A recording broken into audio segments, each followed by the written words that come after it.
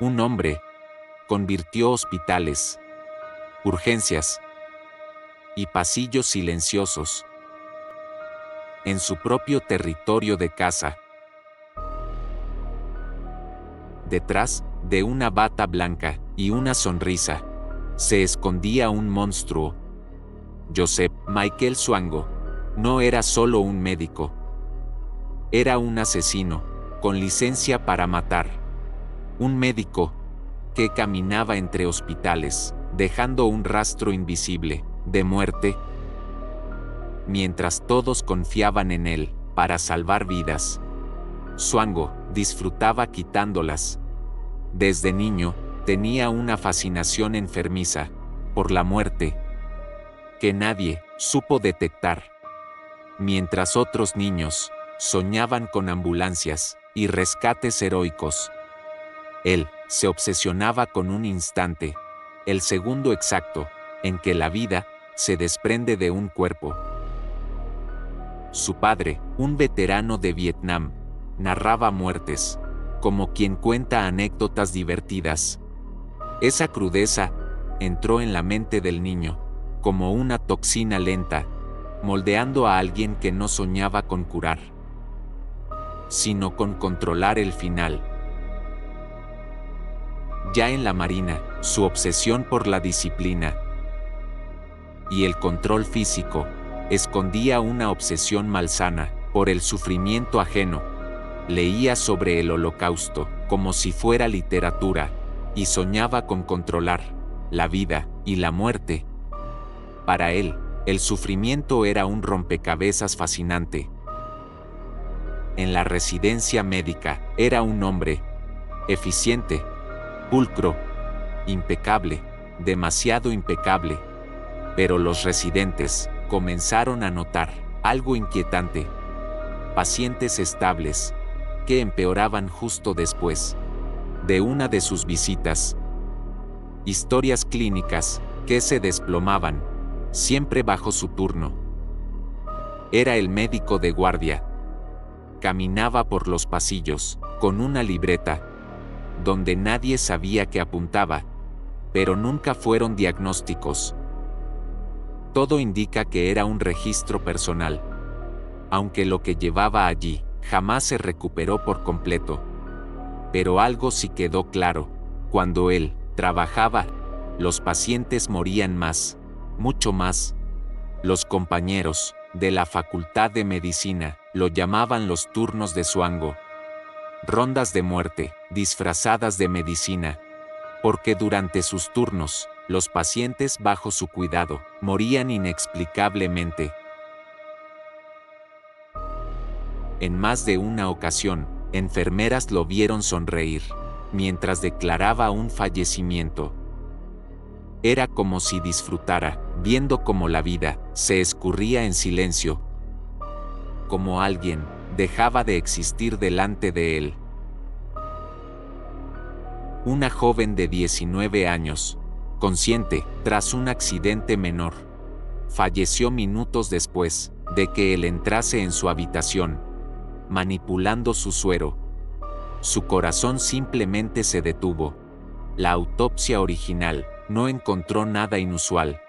Años después, él mismo confesaría el método: cloruro de potasio, un asesino silencioso que simula un paro cardíaco natural. Días después, otro joven sano perdió la vida tras una visita con él. Esta vez, la autopsia encontró algo imposible: una gasa quirúrgica profundamente alojada en su garganta. Un objeto que no tenía razón médica para estar allí. Los patrones se acumulaban, pero nadie quería creer que un médico pudiera ser el responsable. Pero su sed de muerte no se limitaba a los enfermos. Compañeros de trabajo cayeron gravemente intoxicados después de probar comida que él había llevado amablemente. Pollo, donuts y postres impregnados de arsénico, un veneno indetectable que causa una agonía lenta y dolorosa. Era como si observar sufrimiento fuese para él un espectáculo. El sospechoso era evidente, pero no había pruebas concluyentes, y en medicina, acusar sin evidencia es casi imposible.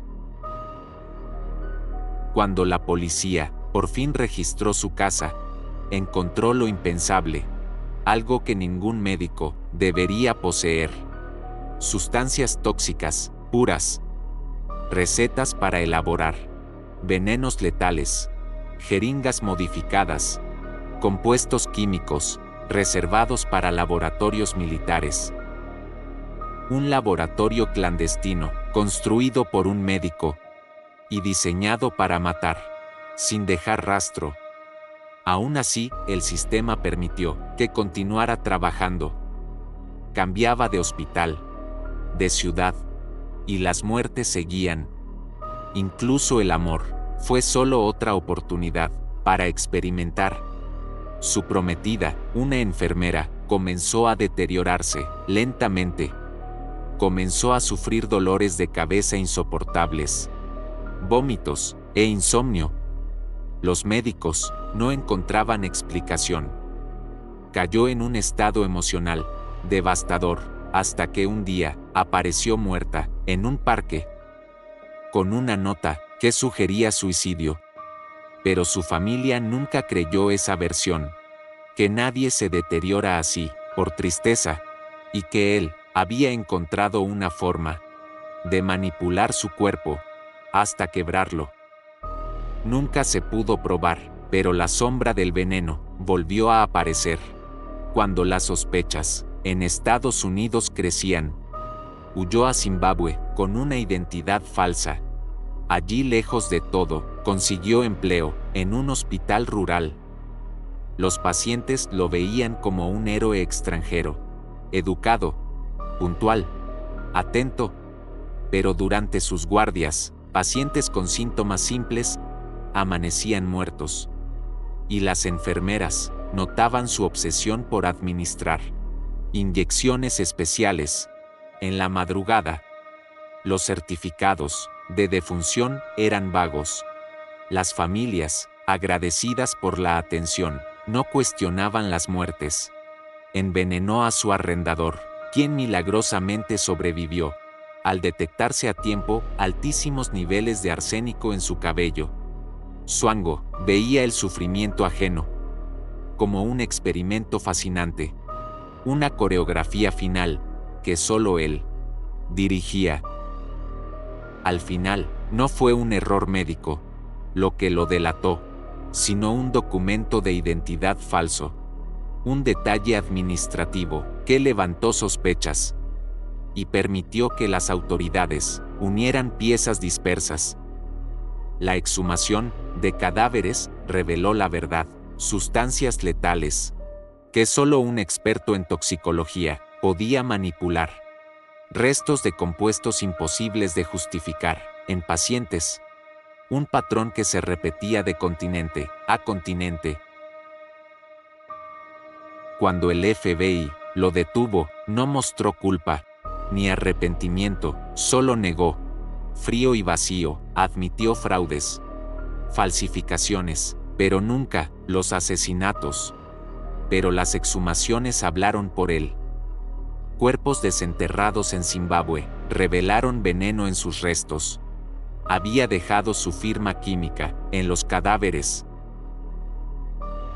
Finalmente, confesó, negoció para evitar la pena de muerte y cumple 4 cadenas perpetuas consecutivas en una prisión de máxima seguridad en Colorado, donde los condenados olvidan incluso el color del cielo. Se calcula que sus víctimas superan las 60, aunque la cifra real quizá nunca se sepa, porque su mayor habilidad no fue la medicina, sino el arte de camuflar el asesinato tras la apariencia de una muerte natural. La pesadilla no fue Zhuangguo, fue que durante años lo confundimos con un héroe.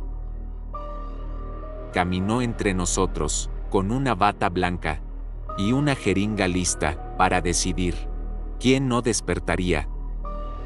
No buscaba salvar vidas, sino apagar silencios. Y lo más aterrador, es que nadie lo vio venir.